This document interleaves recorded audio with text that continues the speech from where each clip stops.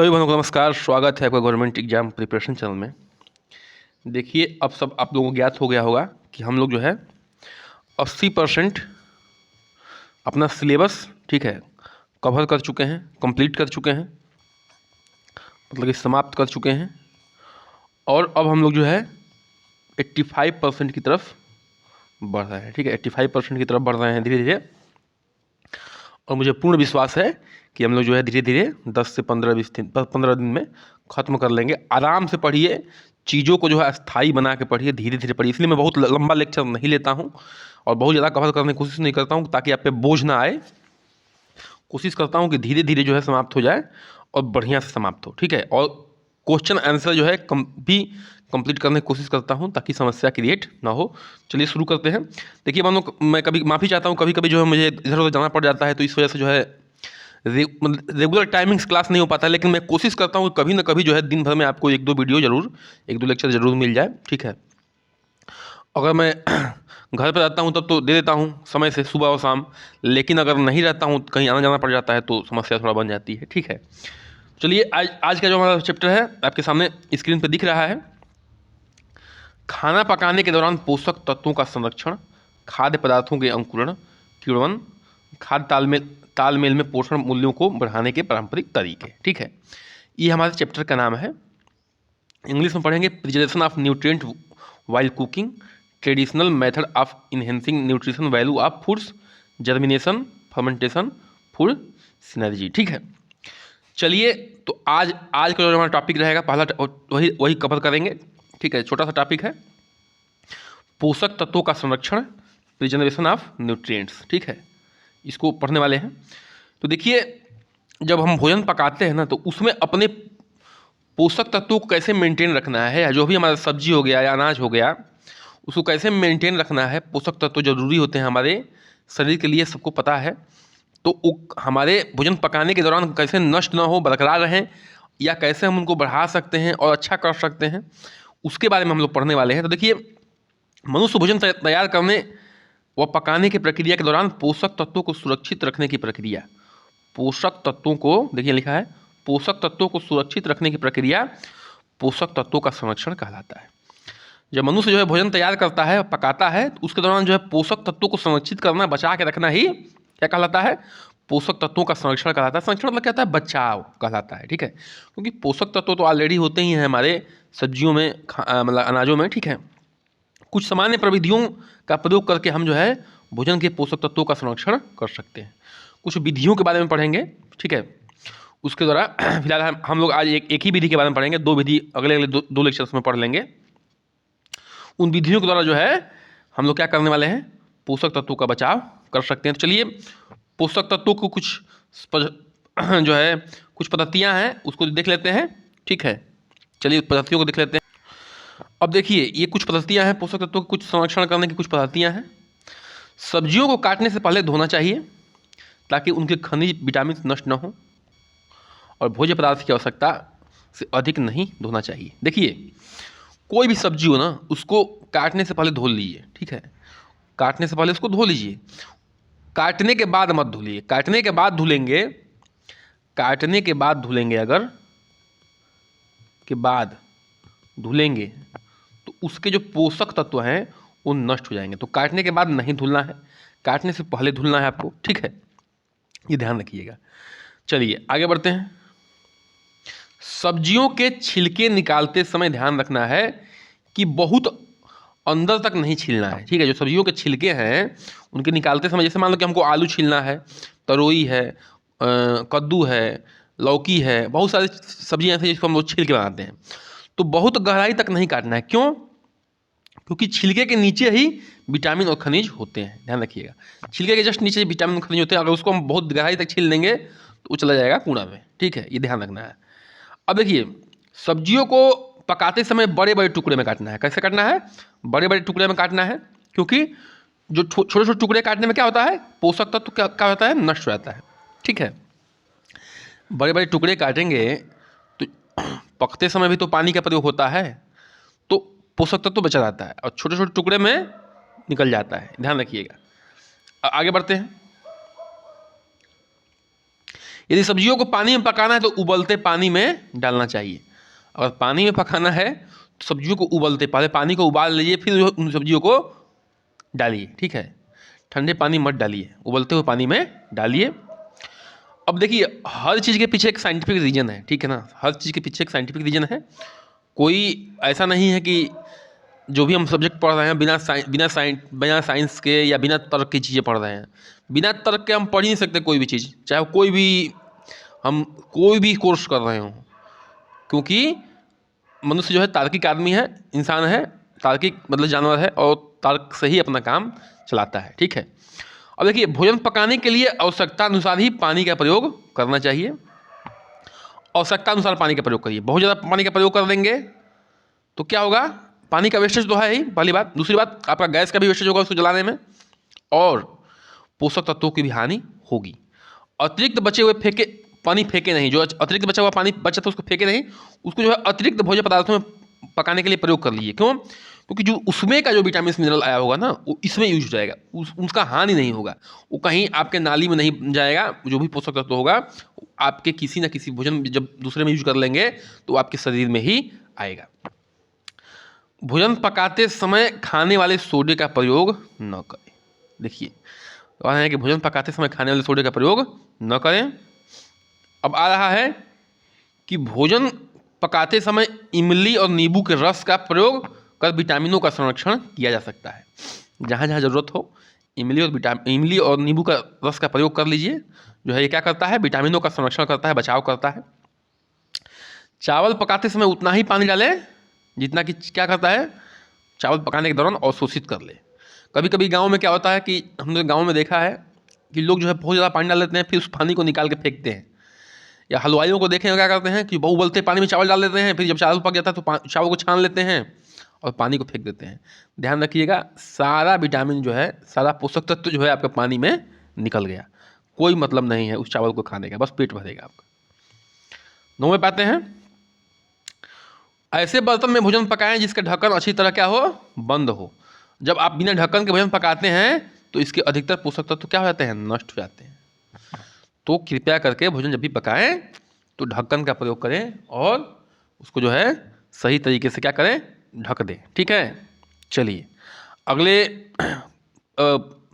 10 number point पाते हैं कि भोजन को आवश्यकता से अधिक न पकाएं। बहुत लोग होते हैं कि एकदम जला चीज़ खाते हैं, सोंधा चीज़ खाते हैं, अरे मज़ा आ गया, सोंधा चीज़ था, लेकिन ये नहीं ध्यान देते हैं कि उसका जो है क्या होता है, बहुत देर तक पकाने से क्या होता है, पोषक तत्व जो है नष्ट हो जाता है। पोषक तत्व क्या हो जाता है, नष्ट हो जाता है। तो बहुत देर तक ना पकाएं, एक लिमिटेड समय तक ही पकाएं, उसके बाद उसको उतार के उसको खा लें, मतलब तुरंत नहीं, ठंडा होने के बाद। अब देखिए, पोषक तत्वों के संरक्षण को भोजन पकाने की इस कुछ विधि का प्रयोग करें जिसमें भोजन जो है तीव्रता से बनता है। मतलब भोजन तेजी से बनेगा तो पोषक तत्वों की हानि कम होगी, ठीक है। और बहुत देर तक पकाएंगे तो पोषक तत्वों की हानि ज़्यादा होगी, ये ध्यान रखिएगा। तो इस तरह से जो हम लोग पोषक तत्वों को पढ़ चुके हैं, पोषक तत्वों को मतलब बचाने के तरीके पद्धतियाँ पढ़ चुके हैं, ठीक है। कि सब्जियों को जो है काटने से पहले धोना चाहिए, ठीक है। और बहुत ज़्यादा अंदर तक नहीं छीलना चाहिए, विटामिन नष्ट हो जाते हैं। बड़े बड़े टुकड़ों में काटना चाहिए। उबलते पानी में सब्जियों को डालना चाहिए, ठीक है। और भोजन पकाते समय जो पानी का प्रयोग हो गया है उसको फेंके नहीं, दूसरे भोजन में प्रयोग कर लें। सोडा वोडा का प्रयोग कम करें, इमली और नींबू का प्रयोग कर लें जहाँ भी ज़रूरत हो। इससे जो हमारे पोषक तत्व बच जाते हैं। चावल पकाते समय उतना ही पानी डालें जितना अवशोषित कर सकता है, उससे अधिक पानी न डालें। ढक्कन बंद करके जो है पकाने की कोशिश करें भोजन को, और भोजन जो है आवश्यकता से अधिक न पकाएं, मतलब कि हिसाब से पकाएं। भोजन बहुत तेज़ी से पकाने की कोशिश जितना जल्दी हो सके उतना जल्दी पका लें। बहुत धीरे धीरे पकाने की कोशिश न करें, उससे जो क्या होता है, भोजन की जो है पोषक तत्व नष्ट होता है, ठीक है। अब अगला आ रहा है पॉइंट हमारा कि भोजन के पौष्टिक तत्वों के संवर्धन करना। मतलब कि संवर्धन करना मतलब होता है बढ़ाना, इनरिचमेंट करना, ठीक है, सुधार करना उसमें, ठीक है। कैसे उस प्रक्रिया में इनरिचमेंट किया जा सकता है, सुधार किया जा सकता है। बहुत सारी विधियां हैं, उसमें हम लोग खास तौर से 3 विधियां पढ़ेंगे, ठीक है। कि भोजन के पौष्टिक तत्वों को कैसे संवर्धन किया जा सकता है, इनरिचमेंट कैसे कर सकते हैं, मतलब उसको जो है कैसे मेंटेन कर सकते हैं, कैसे अच्छी तरीके से सुधार कर सकते हैं।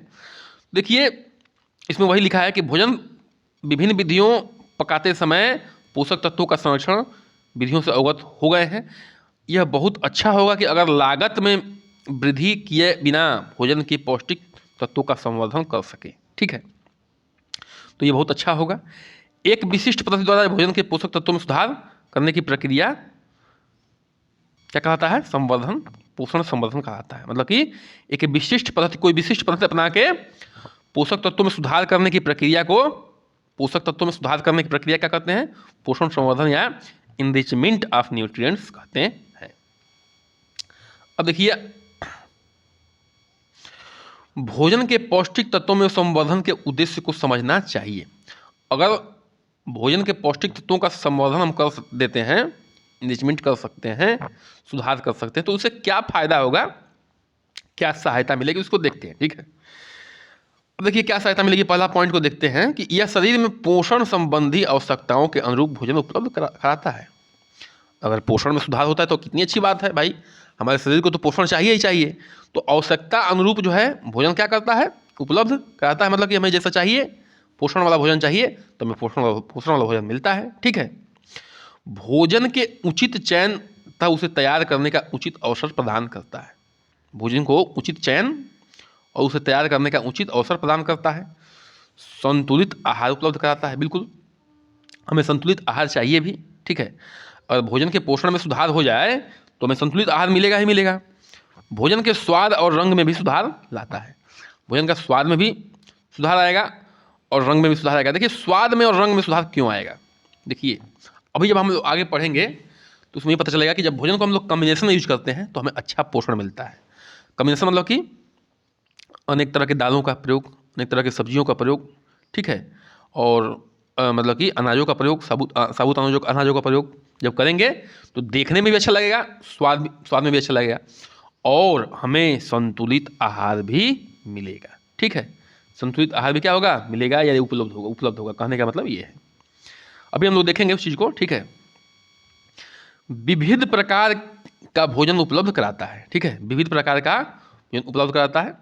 क्यों विविध प्रकार का भोजन क्यों उपलब्ध कराता है? क्योंकि देखिए, जब हम पोषण तत्वों का संवर्धन करेंगे तो विविध प्रकार का जब तक भोजन नहीं करेंगे हमें संतुलित आहार नहीं मिलेगा। क्योंकि एक ही पोषक तत्व से, एक ही चीज़ से हमें हर चीज़ नहीं मिल सकता है। जैसे केवल आप रोटी खा रहे हैं तो कार्बोहाइड्रेट तो मिल रहा है, लेकिन रोटी और एक ही तरह की सब्जी खा रहे हैं तो कार्बोहाइड्रेट मिल रहा है और सब्जी से मिनरल्स मिल रहा है, लेकिन दाल नहीं खाएंगे तो आपको क्या नहीं मिलेगा? प्रोटीन नहीं मिलेगा। ठीक है, और अन्य न्यूट्रिएंट है, वसा है, और ये कैल्शियम है, जो भी माइक्रो न्यूट्रिएंट है, सब कुछ पढ़ चुके हैं हम लोग। वो कहाँ से मिलेगा? तो हर तरीके के विविध प्रकार के मतलब कि खाद्य पदार्थों को हमें अपने भोजन में शामिल करना है, तभी जो है हम अपने पोषक तत्वों को संतुलित कर पाएंगे और अपने शरीर को क्या कर पाएंगे? स्वस्थ रख पाएंगे। भोजन के पौष्टिक तत्वों को ध्यान में रखते हुए दैनिक आहार का नियोजन में सहायक होता है। भोजन को पौष्टिक तत्वों पर ध्यान देंगे तभी तो हमारा पोषण तत्व इनरिचमेंट होगा। ठीक है, संवर्धन होगा उसका, और दैनिक आहार में नियोजन होता है। गरीबों को कुपोषण संबंधी रोगों से सुरक्षा प्रदान करता है। बिल्कुल, और अच्छा भोजन अच्छी आदतें विकसित करता है। देखिए, कहने का मतलब है कि गरीब लोग भी हैं, उनके पास संसाधन थोड़ा बहुत है, लेकिन उसका अगर सही प्रयोग नहीं करते हैं तो कुपोषित हो जाते हैं। अगर थोड़ा सा सही ढंग से प्रयोग कर लेते हैं, इस प्रक्रिया को जानते हैं, तो क्या हो जाएंगे? वो भी जो है कुपोषण से बच सकते हैं। कहने का मतलब ये है। ठीक है, और अच्छा भोजन जो है अच्छी आदतें विकसित करता है। बिल्कुल बहुत बड़ी बात है ये कि आपके जब अच्छा भोजन होगा, सही भोजन होगा, जंक फूड सब नहीं होंगे, तो जो है आपकी अच्छी आदत विकसित होगी। और आप जो है, देखिए, जंक फूड की एक आदत होती है, जब आपकी कहते हैं ना कि अरे इसकी तो ये मतलब जीभ बिगड़ गई है, मतलब कि ये क्या हो गया है? कहने का मतलब ये है कि ये जो है जंक फूड की तरफ भाग रहा है, इसका स्वाद बिगड़ गया है। अब ये जो है हमेशा वो ढूंढेगा, जैसे नशा होता है ना, उस तरह से जो है जंक फूड को ढूंढता है वो इंसान। तो कहने का मतलब है कि अच्छा भोजन जो है अच्छी आदतें विकसित करती हैं। अब आगे बढ़ते हैं। भोजन में पौष्टिक तत्वों के संवर्धन की विधियाँ, वही मैं इसी की मैं बात कर रहा था कि कैसे कैसे जो है हम लोग भोजन में संवर्धन कर सकते हैं, पोषक तत्वों में संवर्धन कर सकते हैं। तो निम्नलिखित सामान्य पद्धतियों द्वारा भोजन के पौष्टिक तत्वों में संवर्धन किया जा सकता है: संयोजन द्वारा, अंकुरण द्वारा, किण्वन द्वारा। ठीक है, तो देखिए, आज हम लोग जो पढ़ेंगे खाली संयोजन पढ़ेंगे। ठीक है, उसके बाद जो है अंकुरण अगले टॉपिक में पढ़ेंगे, किण्वन जो है अगले टॉपिक में पढ़ लेंगे। ठीक है, ये 3-4 लेक्चर में समाप्त हो जाएगा, घबराने की कोई बात नहीं है, 2-3 दिन में ये भी समाप्त हो जाएगा। ठीक है, और बहुत धीरे धीरे और बहुत हम लोग ढंग से बढ़ रहे हैं। भी सोचिए 2-2 बुक्स को लेके चल रहे हैं और मतलब कि एकदम हमें लग रहा है कि बेहतरीन तैयारी चल रही है, ठीक है। अगर बस आप इसको बस रिवाइज करते रहिए, अधिक से अधिक मटेरियल पर कृपया करके मत जाइए, मैं आपसे विनती करता हूँ, अगर आपको सिलेक्शन लेना है तो। क्योंकि बहुत ज़्यादा मटेरियल को मत करिए, एक ही मटेरियल को 100 बार पढ़िए, एक मटेरियल को 100 बार पढ़िए। 100 बार नहीं पढ़ पाएगा, ये तो अतिशयोक्ति में बोल रहा हूँ, कम से कम 10 से 12 बार पढ़िए। 10 से 12 किताबों को एक बार मत पढ़िए, उल्टा मत करिए। एक किताबों को, एक चीज़ों को जो है मटेरियल को 10 से 12 बार पढ़िए, 10 से 12 चीज़ों को जो है एक बार मत पढ़िए, ये कृपया करके ध्यान दीजिए, ठीक है। इस बात को आप लोग बहुत सीरियस लीजिए। देखिए संयोजन के बारे में हम बता रहे हैं कि संयोजन क्या है। सभी पौष्टिक तत्वों का सेवन करने का सबसे आसान तरीका यह है कि विभिन्न भोजन समूहों को भोज्य पदार्थों में संयोजन, यानी कि मिश्रण। संयोजन का मतलब क्या है? मिश्रण है। विभिन्न भोजन पदार्थों के समूह क्या करें? मिश्रण करके उसका प्रयोग करें, उसको शामिल करें अपने भोजन में, ठीक है। इस प्रकार हम एक ही व्यंजन में अनेक भोज्य पदार्थों को शामिल करके सभी पोषक तत्वों को प्राप्त कर सकते हैं। मतलब कि जब खाना खाते हैं तो अनेक तरीके को भोज्य पदार्थों को शामिल करिए, कहने का मतलब इनका ये है, ठीक है। जिससे हमारे क्या हो सकता है?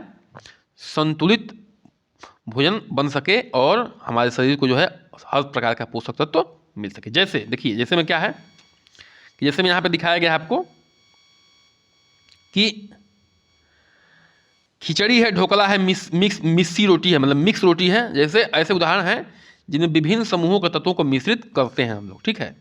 खिचड़ी में कोई भी सब्जी डाल दीजिए, दाल डाल दीजिए, इससे क्या होता है? हमारा पोषक तत्व जो है नीचे रहता है। मिक्सी रोटी में भी सब्जी काट के डाल दिया जाता है, ढोकला में भी ये सब प्रयोग होता है। तो कहने का मतलब ये कि सब ऐसी चीज़ें हैं जिससे हमारा जो है मिश्रित करके चीज़ों को, अन्य अन्य चीज़ों को हमारा भोजन मतलब कि पोषण संवर्धन होता है। अब देखिए, भोजन का इस प्रकार संयोजन से क्या होता है? पौष्टिक तत्वों की गुणवत्ता में सुधार होता है, बिल्कुल होगा। पौष्टिक तत्वों की गुणवत्ता में सुधार होगा। अनाज में विशिष्ट प्रकार के अमीनो अम्लों की कमी होती है और ये अम्ल दालों के विद्यमान होते हैं। जब हम चावल और दाल को मिलाते हैं तो इसमें प्रोटीन गुणवत्ता अच्छी हो जाती है। कहने का मतलब खिचड़ी बनाते हैं आप तो उसमें दाल भी डालते हैं, तो खाली चावल की खिचड़ी से तो आपको प्रोटीन मिलेगा नहीं, अमीनो अम्ल मिलेगा नहीं, लेकिन दाल डाल देंगे तो अमीनो अम्ल मिल जाएगा। कहने का मतलब समझा रहे हैं, चीज़ों को समझाने की कोशिश की जा रही है कि आपको जो है जब चीज़ों को मिक्स करते हैं तो कैसे कैसे जो है हमें जो शरीर को आवश्यक पोषक तत्व हैं मिलते हैं। आदर्श रूप में देखें तो अनाज, चावल, दाल, गेहूं, ज्वार, बाजरा, मकई और दालों, फलियों, ठीक है, तेली के बीजों जैसे मूंगफली बीजों आदि दूध का मिश्रित करने से क्या होता है, क्या मिलता है बताइए? हमें सही पोषक तत्व मिलता है। कहने का मतलब है कि ये अनाज है, चावल, दाल, गेहूँ, बाजरा, मकई है, दाल, फलियाँ हैं और बीज हैं, जैसे मूंगफली हो गया, तेल वाले बीज, तिल हो गया, दूध के उत्पाद हो गए। उनको मिश्रित करने से क्या होता है बताइए? हमें सही पोषक तत्व मिलता है और किया जाना चाहिए। देखिए, हमें अपने आहार में प्रोटीन की अच्छी गुणवत्ता प्राप्त हो सके, ठीक है, किससे? दूध वाले प्रोडक्ट का प्रयोग करेंगे। तो देखिए, जैसे खिचड़ी बना रहे हैं तो उसमें क्या डाल दीजिए? सब्जियों को डाल दीजिए, दाल को डाल दीजिए, थोड़ा पनीर के टुकड़े को डाल दीजिए। क्या हो जाएगा? आपको कार्बोहाइड्रेट भी मिल रहा है, मिनरल्स भी मिल रहा है, प्रोटीन भी मिल रहा है, ठीक है, दालों से और पनीर से। और दूध में तो, पनीर में तो दूध से ही बना है तो अन्य अन्य पोषक तत्व भी हैं, आयरन और विटामिन सी को छोड़ के। तो कहने का मतलब हर चीज़ आपको मिल रहा है उसमें, ठीक है। तो आप क्या कर रहे हैं? मिश्रण कर रहे हैं चीज़ों को, ठीक है, मिश्रित करके जो है अपने जो है भोजन का संवर्धन कर रहे हैं, पोषक तत्वों का संवर्धन कर रहे हैं।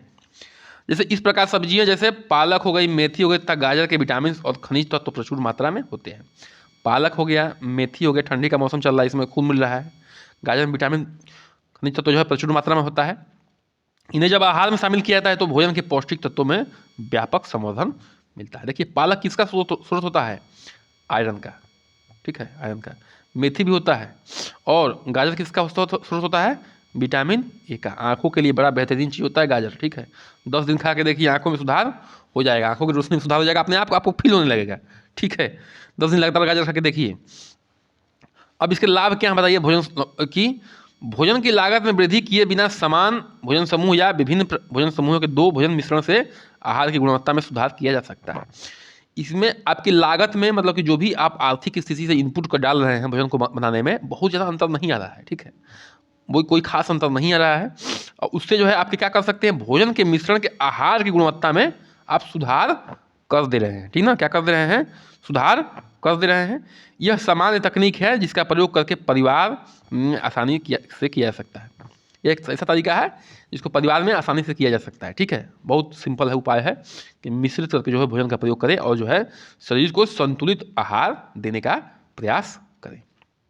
चलिए इसी के साथ बहनों, मैं बार बार कह रहा हूँ कि जैसे आप संघर्ष कर रही हैं वैसे मैं भी अपने चैनल के लिए संघर्ष कर रहा हूँ।